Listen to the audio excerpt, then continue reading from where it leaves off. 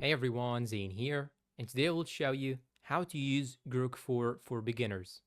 First, you can simply go and search on Google Grok 4, and once you search for it here, you can find these two options. You can go for the first one, Grok 4, and now here you have it. This is their official website. It looks like so. Now simply click on Try Grok, and here you have it. You have here the AI. You can chat with it.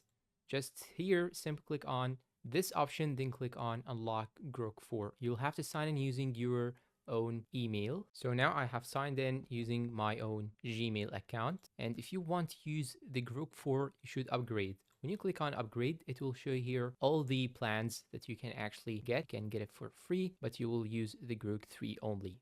You can even pay yearly if you want to get better discount. But for now, I have access only to Grok 3. But don't worry, once they upgrade this module, Grok 4 will be free to access. Let's say that I'm going to type how to differentiate between gold and silver. Let's say how they will act with the prompt. So here, as you can see, this is its answer. So it's just simply just like ChatGPT and other modules, but for starter, you need to upgrade. And that's all for today. If you find this video helpful, please support us with like, subscribe, and goodbye.